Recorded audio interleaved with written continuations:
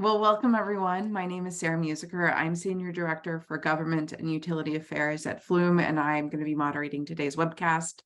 Just to kick us off, a quick technical overview. The question and answer section is at the bottom of the screen, so you should be able to use that throughout the webcast. We will be answering those questions at the end. The webcast is being recorded, and we will share a link via email after it's concluded. As well as the slides, and live captions are enabled for those that need it. I think you can turn those on at the bottom of your screen as well. But in the meantime, we're really excited to have you join us for the Flume Household Water Use Index, specifically a review of water use in Q1 of 2023. We've been doing these for a really long time now, about the past 2 years, but if this is your first time joining us, the index is an ongoing effort to collect, analyze, and report on real-time water use data and trends really across the United States on a quarterly basis.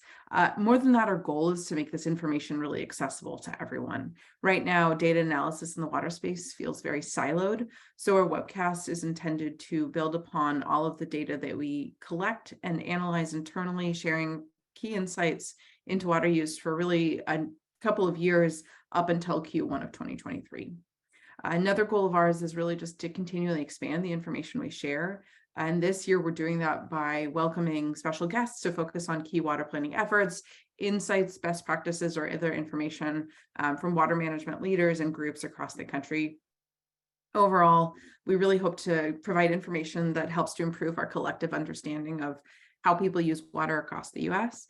And once we have this information, really, I think we're all much smarter about how to implement change and grow in the future.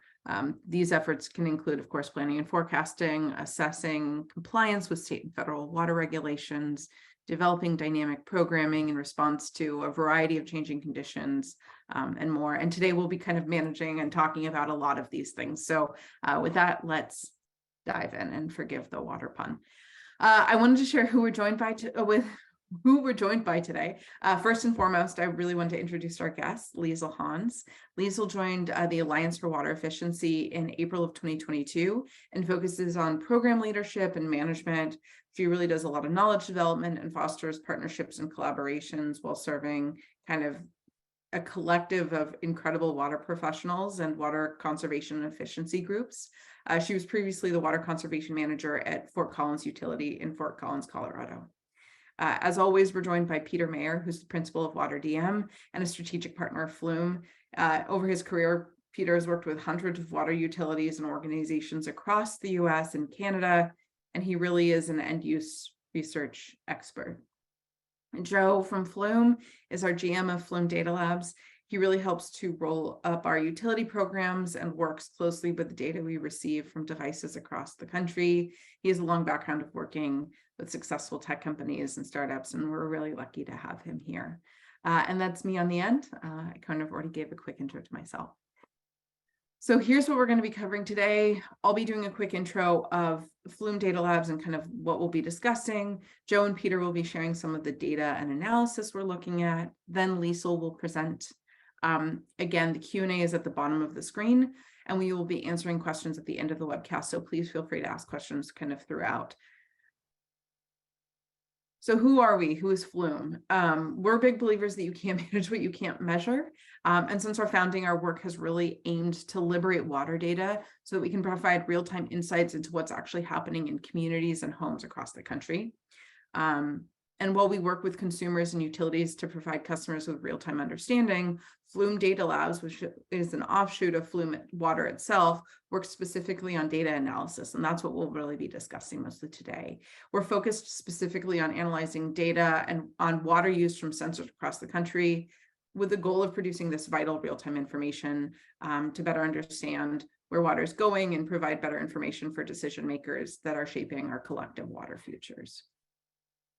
So how does Flume work? And this is a fancy new slide, so I'm going to walk us through everything because we get this question a lot. How does Flume work? Our in-depth sensors really pull water use in every 5 seconds off of the meter. So it starts really with the meter attachment.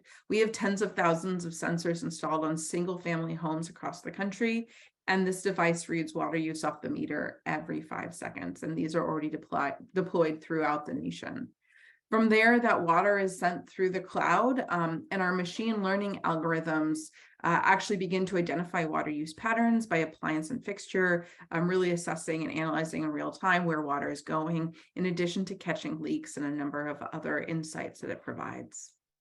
And then from there, the data is really intended to be provided to two groups. One is the customer themselves. These sensors are on homes across the country, and we provide individuals with information about their home specifically and their water use, and helping them to catch leaks in real time, provide kind of insights into water management and their use overall. For water agencies, planning groups, government entities, and more, we provide a lot of analytics and insights for specific communities and kind of broad areas. And a lot of the information we'll be discussing today is representative of that work that we do. Next slide. So this is kind of just as a general rule, a lot of this work is the same basic approach that has been used to analyze and tag water use patterns for the past 30 years. None of this is all that new. And in many ways, what is new is the Flume ability to pull water use in real time and analyze it. For context, when we talk about the history of NU studies, there's just a lot of room for improvement. Historically, total sample size of all previous NU studies combined was about 3,000 homes and around 300,000 water use events. For the Flume Water Use Index, we're examining 11 million water use events over the course of months and sometimes even years. And as we've already talked, these are tens of thousands of homes across the country. Previously, devices were usually placed on home for maybe 2 weeks at most, measuring only a spot in time rather than actual long-term patterns and trends. We're measuring water use every 5 seconds in perpetuity. It's also been very expensive historically for utilities to do these studies themselves. For context, Flume retails for about $199 versus about $2,500 per unit. So again, this makes a significant difference in trying to democratize the data and makes kind of hopefully what we're doing pretty revolutionary. And as I mentioned, for utilities, we kind of provide analysis to them in a dashboard where they can see aggregated data across the communities that we're looking at. So average and indoor-outdoor GPCD and GPHD. How do these consumption metrics compare with neighboring metro areas? We do detailed analysis of leakage or end use by fixture and even more. And really, the opportunities are endless. All of this is really aimed to help utilities, water providers, policymakers, businesses, and more just have a better understanding of where water is going and to help them plan for the future, comply with regulations, and really assess program success overall. We can help answer questions and have helped answer questions such as how much water do households use indoors and out? How does water use compare with state regulations? Are my conservation programs working? This is a really big one recently in recent months and years. And are people actually reducing their outdoor watering? We can provide them with that real-time information. Maybe how much water will a new 2,500 square foot tract home use? Or how many water softeners are in my service area and how much effluent do they discharge? We can get as specific as that. To this end, our work has really helped, again, intended to help utilities understand who is using water, when it's being used, where water is going, how it's being used, and even why water use is or isn't changing over time. Before I turn it over to Joe, I do want to shift gears for a second to make a quick announcement that we're pretty excited about. As you know, we do a lot of data analysis work, which is the focus of this webcast. And really, this effort is intended to empower everyday consumers and water managers with better understanding and control of water use. Because of this work, we found that the average Flume household reduces indoor consumption by about 12% and kind of keeps their water use down, which is really exciting. However, some of our customers use up to 80% of their water outdoors. And this has been an area we've been targeting internally in terms of just better understanding savings.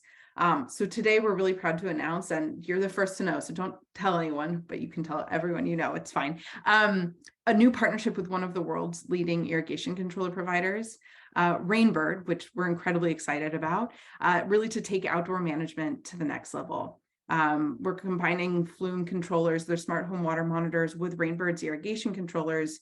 And by doing this, consumers and water managers will really be able to better track water usage down to the drop indoors and out. Flume will be better able to track where water is going, even by irrigation zone, and how it's being used. sharing this information again with the consumers and utilities alike to better enable management and savings and catch leaks. Specifically, Flume will be able to detect irrigation system leaks by irrigation zone, which will really help to avoid water waste and subsequent property damage. The integration of these two products will really help our customers drastically reduce outdoor water use consumption. We've done some early pilot studies on this, and we've already seen some reduction outdoors by about 25% or more. So again, this is incredibly exciting, and we're really just so happy to be working with industry partners to help advance the work being done here. We're going to be sharing a little bit more about this today, as well as a number of key other insights with you now and into the future. So with that, let's go ahead and get started. Joe, I'm going to turn it over to you.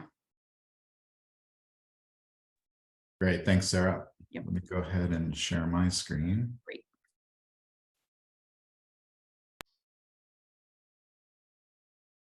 Great, can you see that okay? Sure can. Looks good.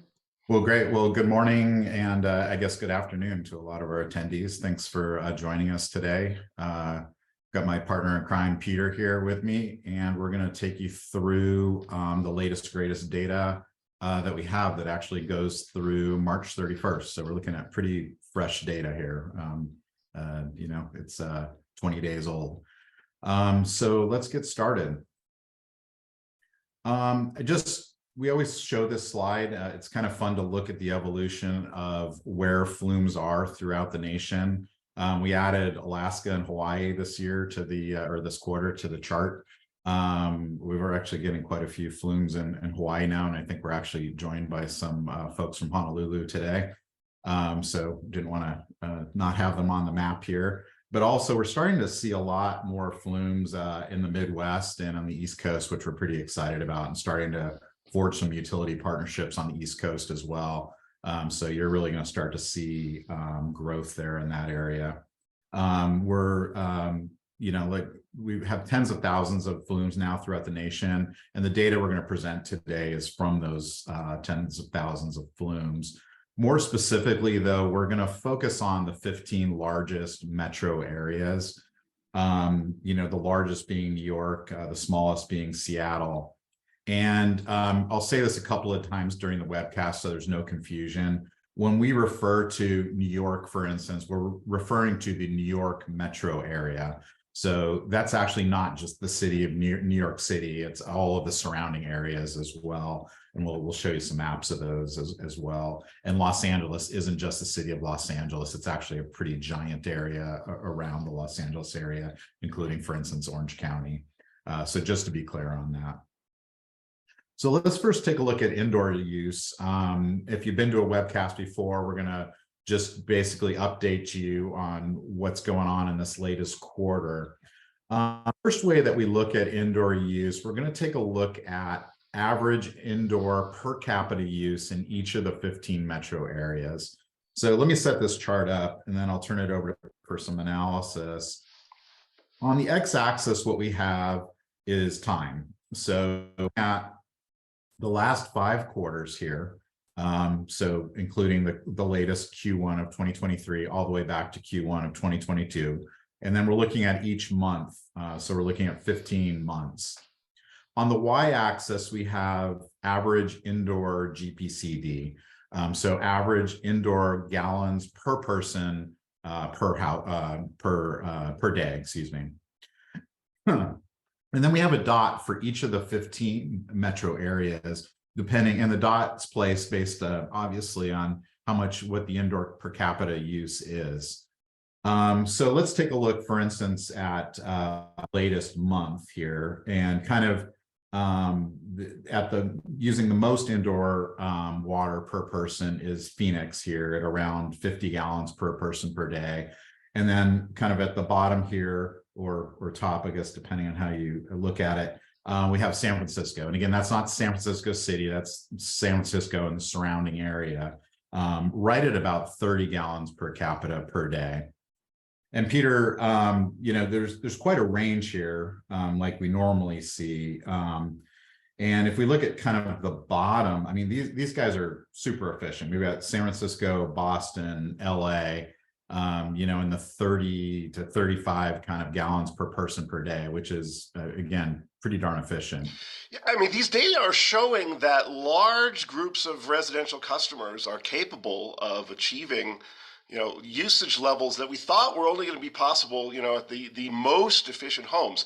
I mean, the bottom, the actual city changes, but the lower whisker is, right above 30 gallons per capita per day.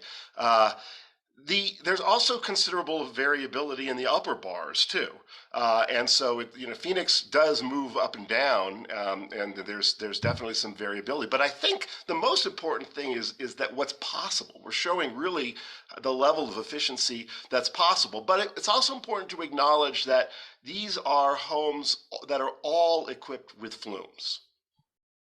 Yeah, that's a good point, Peter, too. And we are actually seeing that people that get flumes reduce their indoor use by about 12%, almost immediately. So if we line up all the people that have flumes, in this case, this is everybody that's had a flume for 70 weeks, and the number of weeks is on the x-axis here.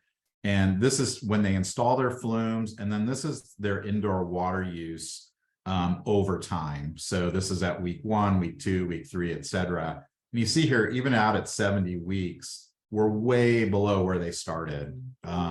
So yes, those numbers are very efficient, but they're also more efficient because flume users are efficient. They're finding and fixing leaks.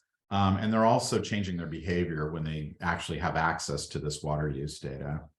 Yeah, I mean, it's kind of remarkable. You're seeing this reduction occur almost immediately upon installation of the device. So, if you're thinking about, well, like, what does the average household use? The average household is probably up at the top there, where this line starts. And then the flume households are averaging what I would expect to be about 12% less indoors. It's very interesting, the longer term reductions too, though. It's something we need to look into, but it does appear that over time, these reductions are even increasing. And so possibly that's more of a behavioral component coming into it. I would assume the initial savings are largely finding leaks right away, or identifying abnormal uses very quickly. The longer term savings suggest something else going on as people are paying more attention to their water use. Yeah, definitely. And let's take another look at indoor use. This is essentially the same data we've already looked at, just kind of visualized a little differently. Also, the time period is different. Again, we've just completed the latest quarter, Q1. So this will be January, February, March of Q1. And we just basically looked at what the average indoor GPCD was for each of these metro areas. You're going to be able to access this presentation that I'm giving yourself after this presentation today. You'll get an email with a link to it. So you'll be able to explore this a little bit more. But the thing here too is you'll be able to also see kind of what these areas look like in terms of the size of these metro areas. And then the other cool thing you'll be able to do on your own after this presentation is actually compare the actual indoor water use between these different metro areas. You can actually, on this chart here, you can actually select or deselect different cities and be able to show their indoor use patterns over the last 5 quarters. So for instance, here we've selected Riverside, Miami, and San Francisco. And just is interesting, Miami here in orange kind of has a dip in their indoor use during the summer, and then picks back up again in the winter, which, Peter, I think you and I both think that that's probably related to snowbirds descending on the hotter climates in the winter, right? That appears to be occupancy driven. I mean, just given what we know about Miami, right. That would make sense. The other two curves, San Francisco and Riverside, are both from California. They share a very similar shape over this time period. There's a difference of magnitude, though. San Francisco is an order of magnitude more efficient. Yeah, definitely. So let's take a quick look at outdoor use as well. We have basically the same charts for outdoor use that we have for indoor use. So we won't belabor these too much because, again, you'll be actually look at these on your own. But I think what's interesting here, Peter, we were looking at this earlier, is if you compare outdoor use in Q1 of last year versus outdoor use in Q1 of this year, it's actually quite a big difference. It ramped up a lot faster last year than this year. This year, I mean, we know in the western United States it was a very wet winter, lots of rain, lots of snow. And conversely, though, on the East Coast, it was warmer and with less precip. So but most of the flumes are located in the western. So I think we're seeing the ramp up is influenced heavily by the climate from the western United States. Yeah, I mean, like this year, the top outdoor water user is Miami, whereas last year it was all California. All California and Arizona. Yep. Yep. And then again, we have just a little bit different view of this. This chart basically lines up all the metro areas again and shows their outdoor use. The time period here is just Q1. And just quickly, if we look at why Miami was using more outdoor water than anybody else, 75 degrees on average in Q1, hence why the snowbirds are there. With some rain, but not as much as we saw in California. I mean, most of these California cities got almost 20 inches of rain in Q1. And this is definitely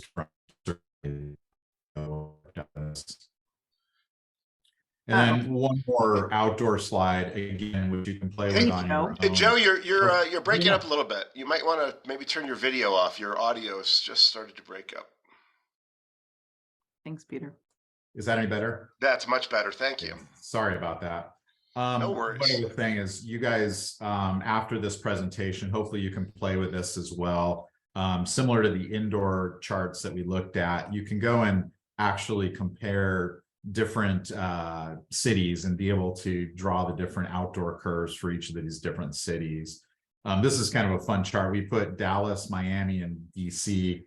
Pretty different outdoor curves, right, Peter? Well, Dallas has a tremendous peak in July, with just use more outdoor use than anybody at that point. But the rest of the year, not so at all. I mean, Miami is fairly constant, and then Washington with just very low, with a little bit of a summertime peak.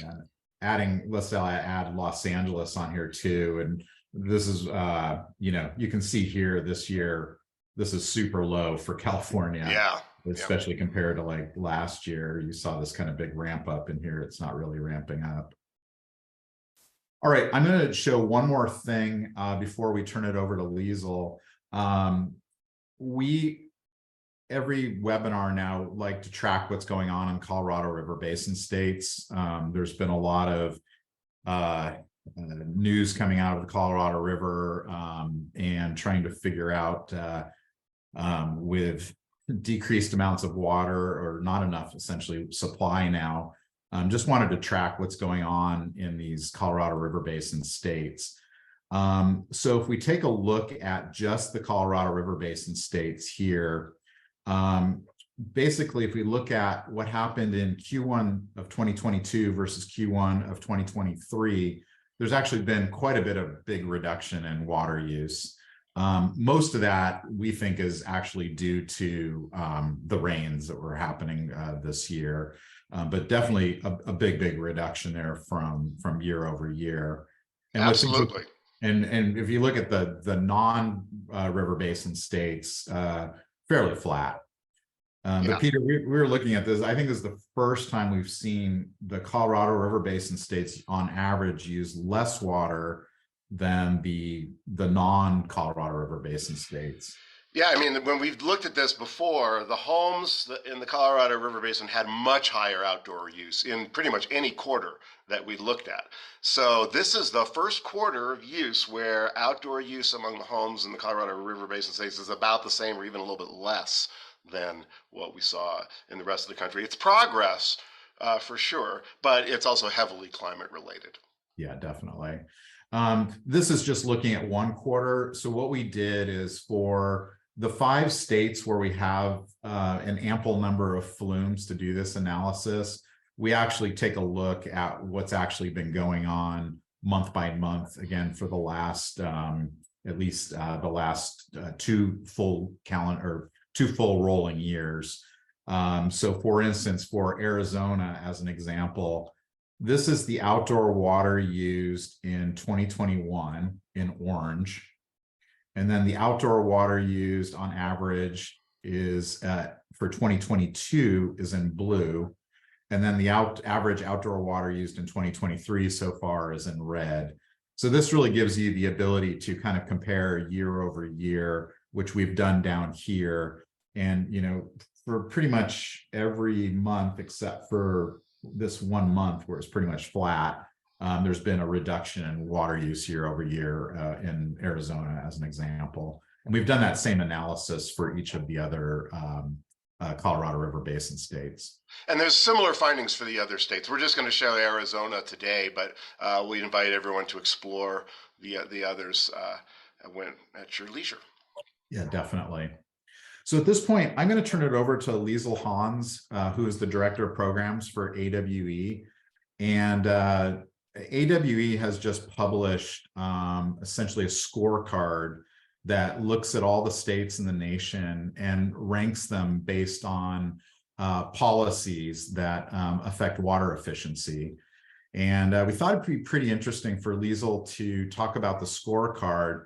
And the one thing the scorecard doesn't do, though, is come up with a correlation between policy and water use. So we thought it'd be interesting today for Liesl to talk about the states that have some of the best policies, and then we take a look at those states and actually look at how those policies have impacted water use. So with that, I'm going to turn it over to Liesl, and we'll go from there. Great, thank you, Joe. We're excited to be here and be part of the webinar today. You can skip to the next slide, Sarah. So if you're not familiar with AWE, the Alliance for Water Efficiency is a stakeholder-based nonprofit, and we're really created and driven by all of the wonderful folks and organizations that work to help us achieve more sustainable water outcomes. We have over 500 member organizations and would welcome you to join our great network of colleagues. This is really where my people are, and I imagine some of your people are here too. So there's a variety of ways to get involved and learn, ranging from our member committees, our multi-agency research projects, educational webinars, access to technical assistance and resources. And you can have a voice in development of knowledge, advocacy for smart changes, or both. And we're hosting our very first Water Efficiency and Conservation Symposium this August in Chicago. So check out our website to learn more and explore membership. And we've been really grateful to have Flume as an active and engaged member. So let's go to the next slide, please. So today, as Joe teed up, I'm going to talk about our state scorecard, which is completed in partnership with very generous time and effort by state agencies and our collaborator, the Environmental Law Institute. It was first issued in 2012 and again in 2017, and then most recently updated just at the end of 2022. And we had a full webinar on it earlier in the year, so if you want to check it out there, it's available on our website. And this really is an evaluation of those key levers that states can utilize to help influence the wise and efficient use of water across their communities. We know that there is incredible work happening at the city and utility and regional scales, but this effort really hones in on those levers that are available at the state level.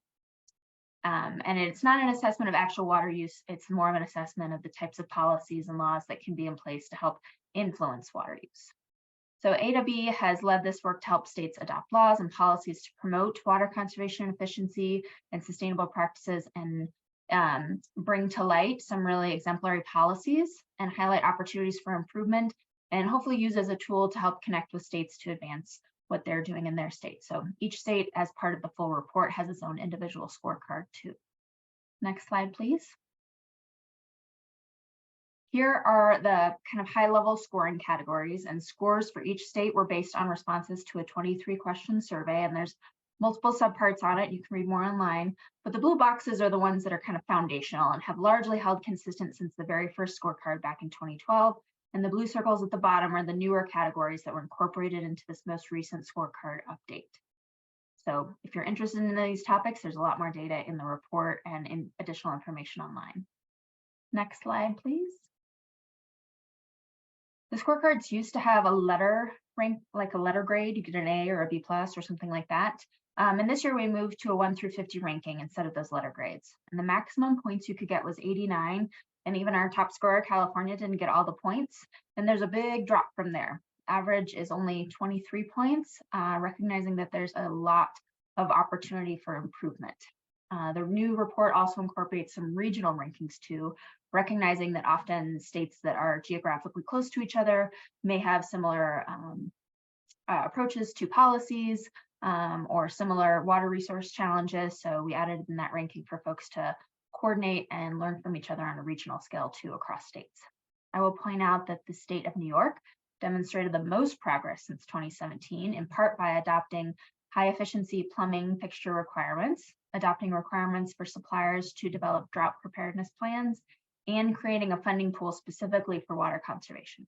So these actions moved New York into the top 10, into 6th place. Next slide, please.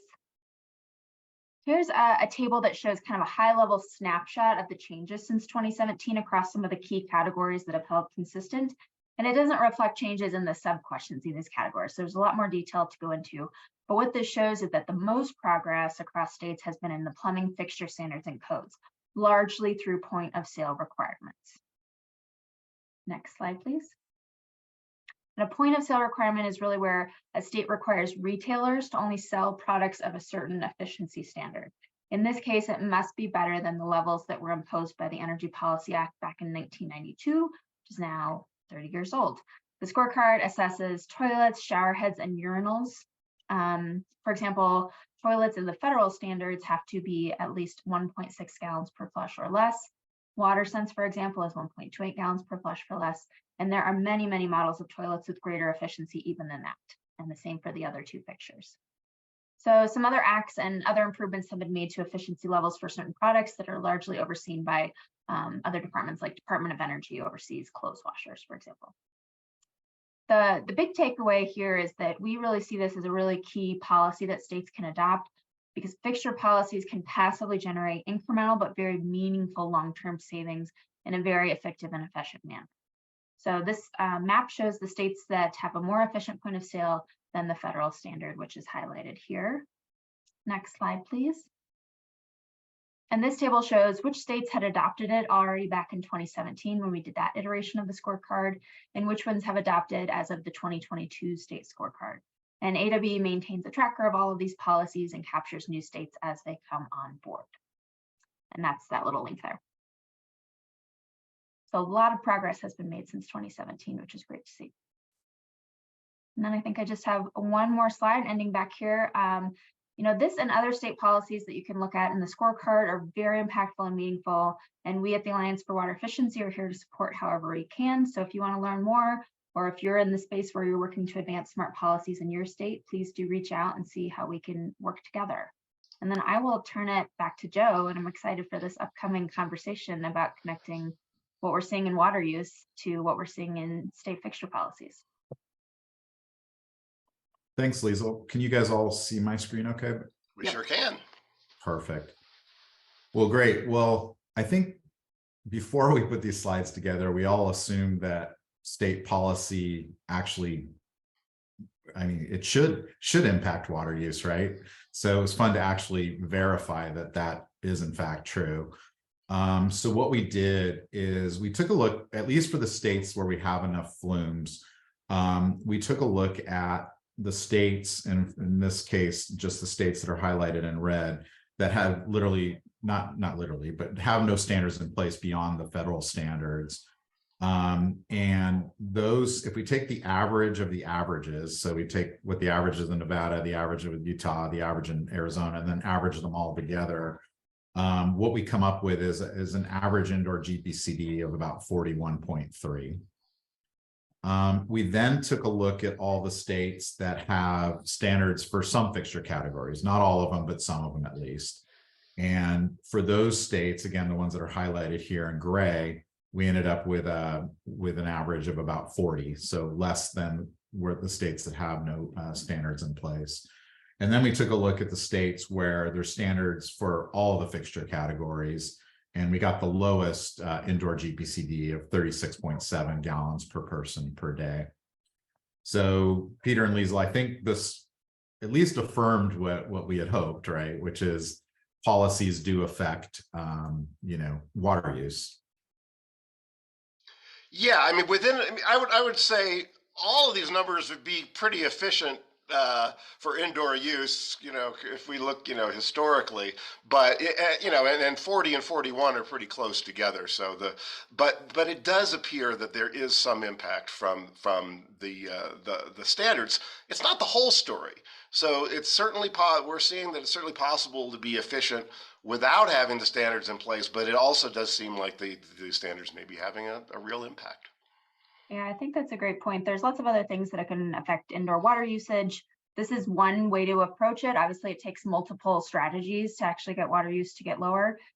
So there might be things that are happening at local levels that are driving some of the nuances that we're seeing in states without state level policies. Rate structures and prices and billing frequency can all influence how folks pay attention to their water usage.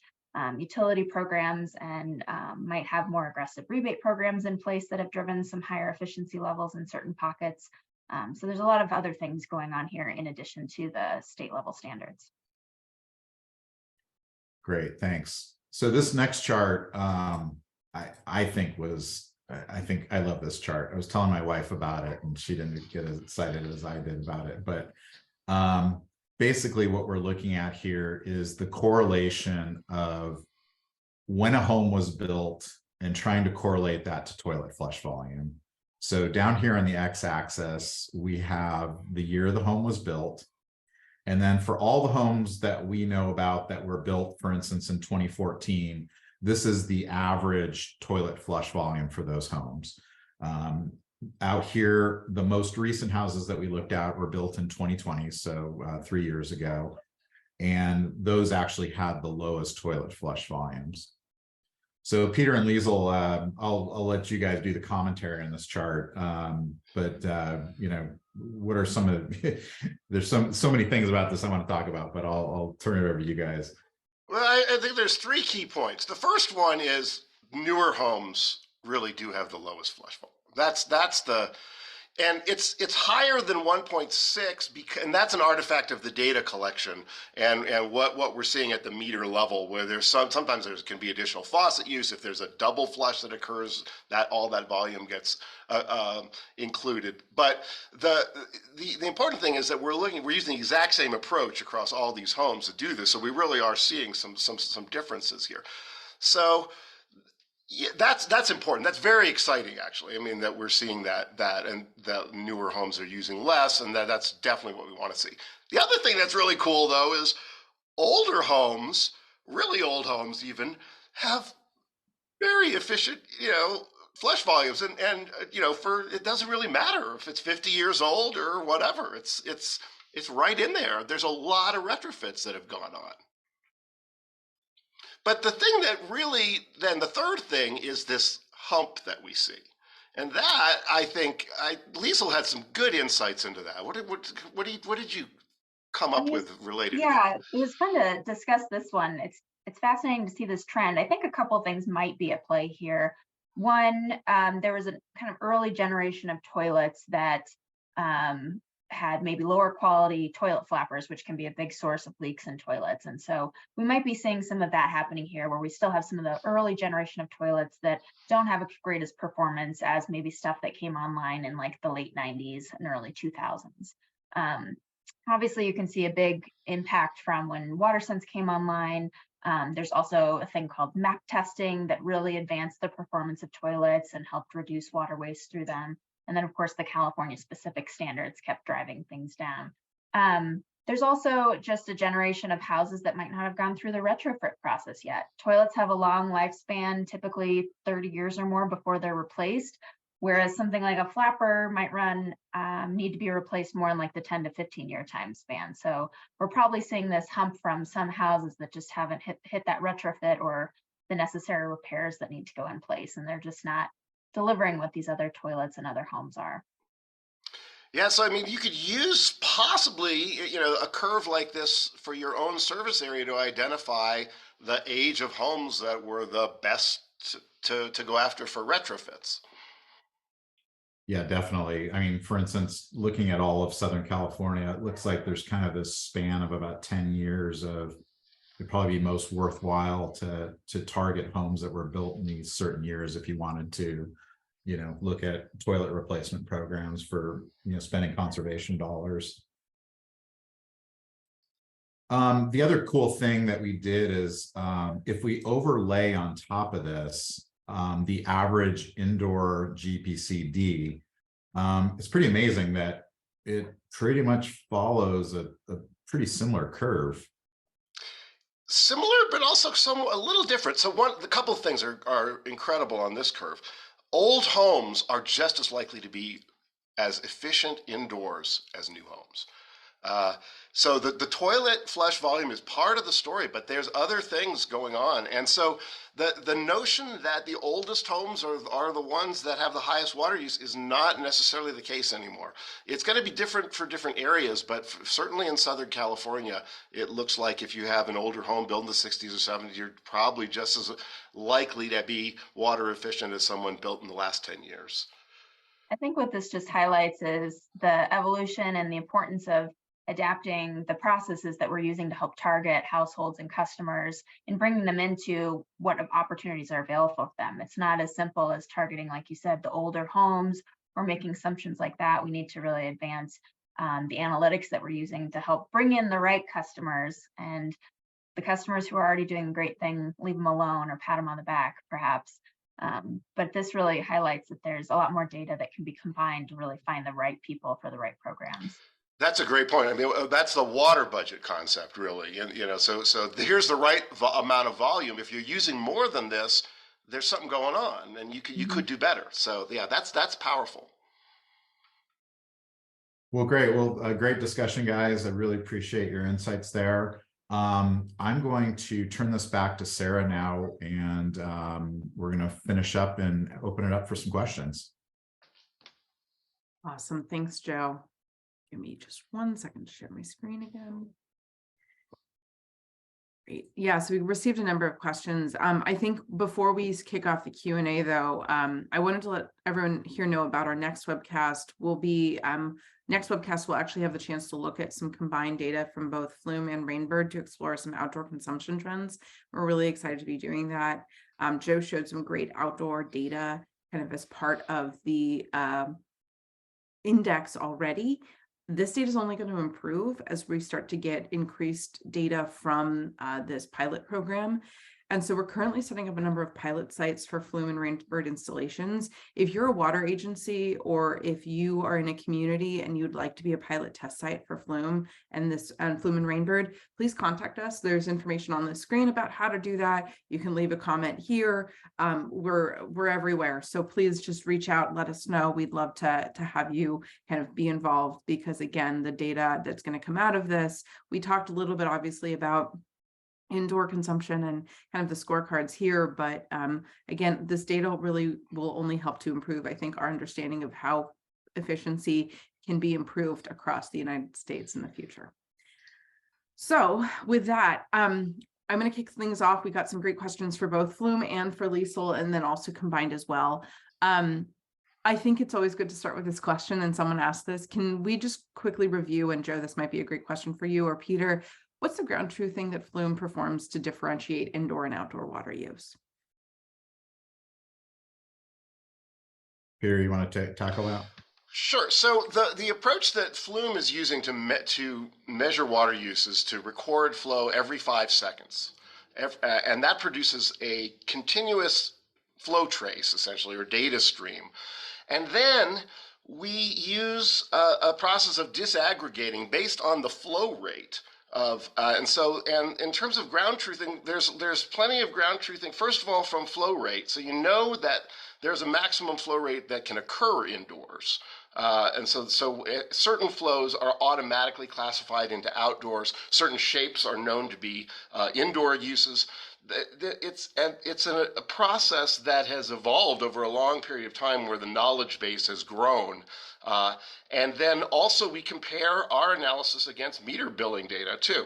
There is a process of establishing the indoor and outdoor use patterns. Awesome. Joe, this is a question for you. Someone asked, is Flume data, specifically our outdoor data, being overlaid with climate data, including temp, rainfall, et cetera? The answer to that is yes. And people wanted to know kind of where we're getting that data, as well as the data we sometimes are looking at in terms of house size and lot size, et cetera. Yeah, that's a great question. We do overlay third-party data with our own data. So we generate obviously all of the flow data, and then we overlay third-party data from public records for things like lot size, home age, et cetera. We get those from public sources. And then the ET data for California, we get largely from CIMIS, which is a great network. And then it's kind of catch can for the rest of the country. But we do our best to try and get that ET data as best we can. It's not always available. A lot of times the water provider will tell us what's the best local weather station, and that's where we get it from. Yeah, whenever we do a specific project for a water provider, we will ask them what their preferred source of ET data is, and a lot of times they will provide it to us as well. Great, thanks. So this is a question for Liesl, and we've actually asked this on past webcasts, but I'm really curious, especially now that we're looking at the scorecard. I'm kind of from the scorecard, Liesl, and the data you've seen. Do you think there is value in continuing to push efficiency in toilets, or do folks need to look at other appliances and fixtures to kind of achieve higher water savings in the future? Great question. We talk toilets a lot in this industry, so I think what the data continues to show is that toilets are still the largest indoor water use in a household. And so there's still a lot of value in addressing efficiencies that can be gained through toilets. And even new toilets can be subject to leaks and things like that. So it's still worth paying attention to toilets. Yes, there are additional savings that can come through other fixtures. Efficiency is increasing in those fixtures and appliances as well, which is great.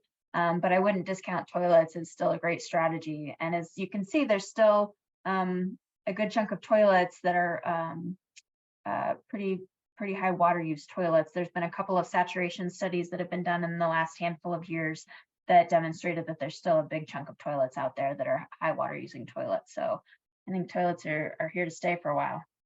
Great. And actually that leads very nicely into the next question I wanted to ask you that someone asked, which is, are there any federal efforts to update standards or create kind of a universal standards across the United States? So beyond what was created back in the early 90s, I think there's a good case to be made for potentially revising those standards that are in place at the federal level. We're seeing many more states and localities adopt more efficient standards. Obviously, WaterSense has had a huge impact, and that is spilling over. I think I saw one of the questions talking about potential spillover across states, and I think that certainly happens. So I think it's definitely a worthwhile conversation, especially because it's now 30 years old. So it might be time to update what those standards should be. And we haven't seen any sort of issues, especially in the residential space, with higher efficiency fixtures in terms of other potential unintended consequences per se. So I think it's ripe for a good conversation if folks are willing to have it. Awesome. Forgive me, I'm getting calendar notifications during this. Great. Another question, and this is back to you, Joe and Peter. And I think actually, though, it does relate in some ways to kind of what we're talking about, which is obviously indoor use varies significantly in specific areas, and some of that might be related to older toilets, as we kind of just discussed, shower heads, more flushes. But in urban areas, some also homes potentially don't have washing machines indoors, versus others kind of have more high efficiency. How do we kind of really look at and just think about the variation in indoor water use and why it ranges so widely across the United States?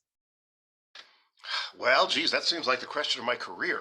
Uh, it's, I mean, we're trying to understand exactly that, and I would argue that largely the Flume homes probably do have washing machines, just because of the sectors that we're probably representing more. But in terms of understanding urban water use, it's important to understand the usage of homes that have all, have and don't have those fixtures.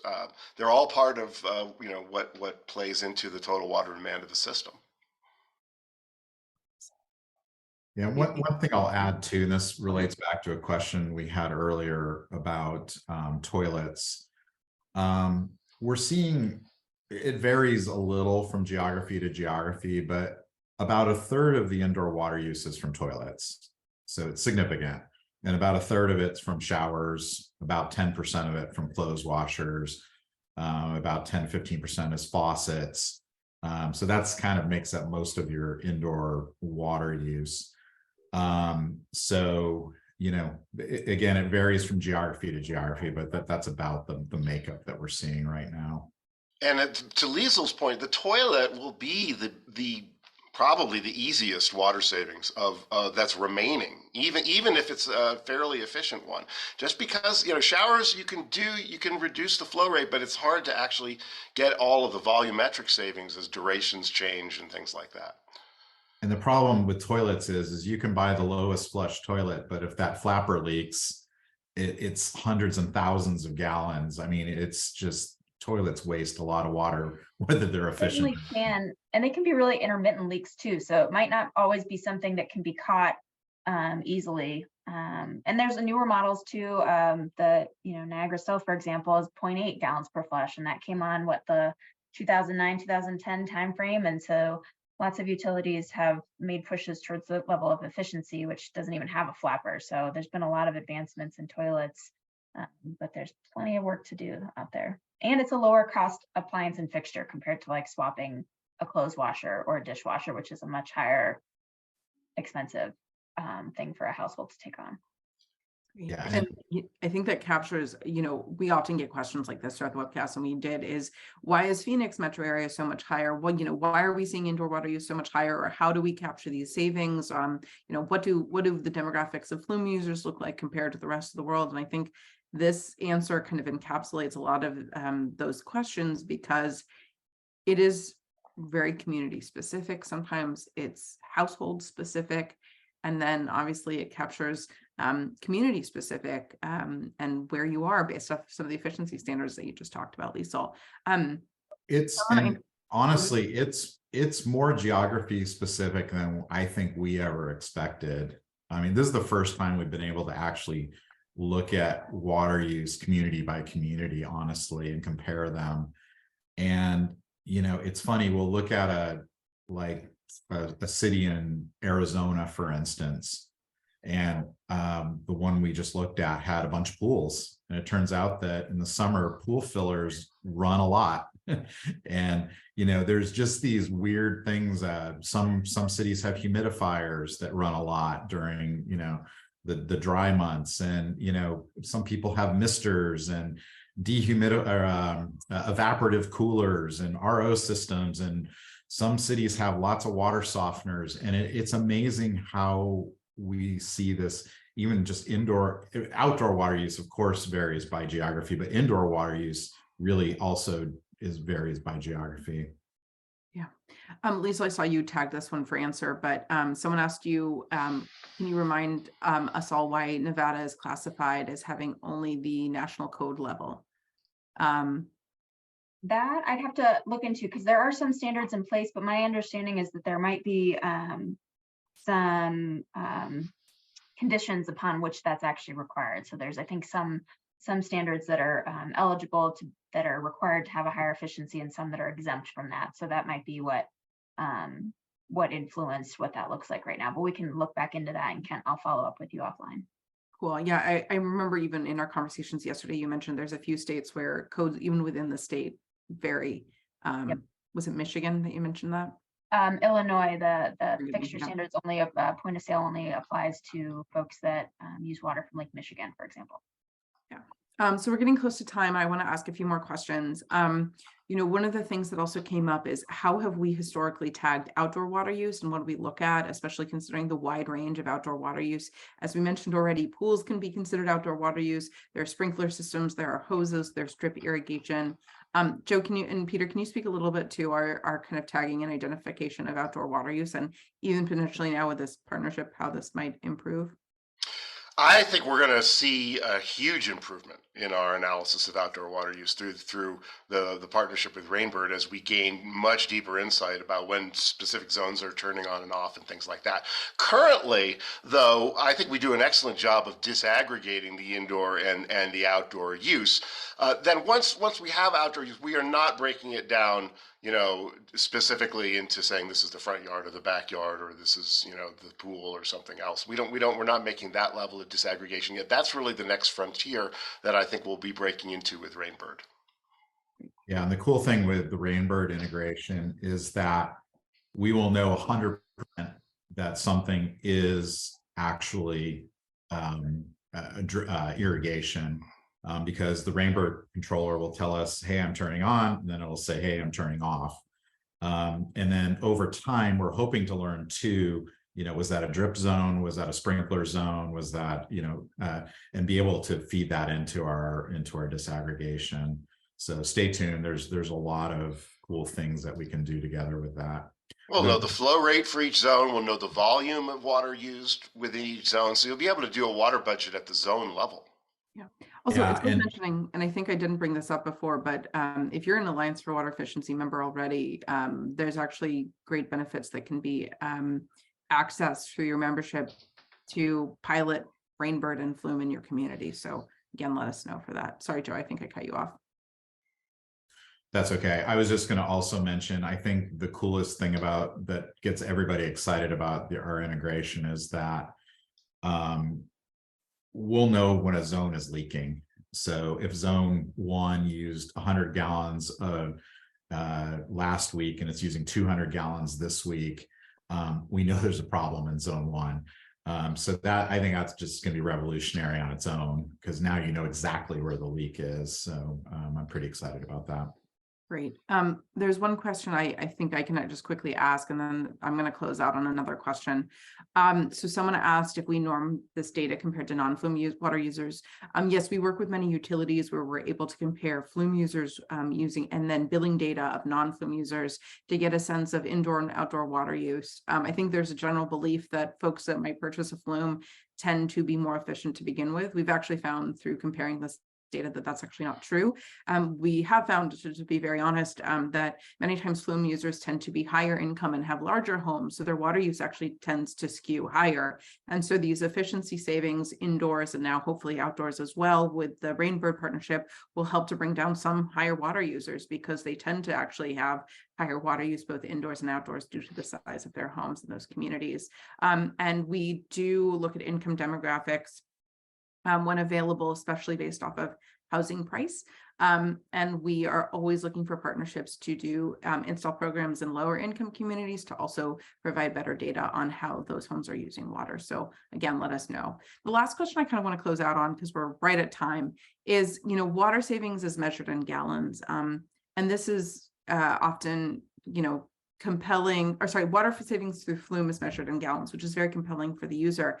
However, most consumers are seeing kind of in their bills a very different volume of water savings, and it makes it really hard to compare that to potential monetary savings at the end of the day, especially as we talk about these toilet changes, this toilet efficiency, when we talk about the efficiency of Flume devices.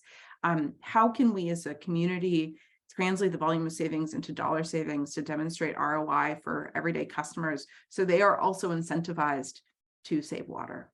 And that's kind of perhaps a broad question, but it's what I want to end on today. Liesl, would you go first in answering that? Sure. I think this is a really important point, because that's a connection point that utility or customers are thinking about, and maybe is what driving some of their decision making, of course. The Alliance has done some work around this, and others have in this space too, looking at affordability and how water conservation can be one of the strategies that helps to address water affordability challenges. And so we have a couple studies out related to this, and one forthcoming on Houston, Texas, looking at assessing their affordability, but also looking at the potential benefit of water saving fixtures and toilets. And I think the savings estimates range somewhere from 15 to 25%, I want to ballpark, in terms of bill savings. So we translated also from gallons into bill savings, which is maybe what matters most to some folks. So I think that's definitely a great connection point that maybe we can all work on together in this space. Great. Awesome. Well, with that, I'm going to let everyone go because we're a minute over. Thank you all so much. There's a survey that will pop up for all of you at the end of this. We'd love it if you would fill it out and let us know your feedback. And we'll be contacting folks soon with links to all of the information about today's webcast and our next webcast. And thank you again so much for joining us, Liesl. Thank you for having me. Bye.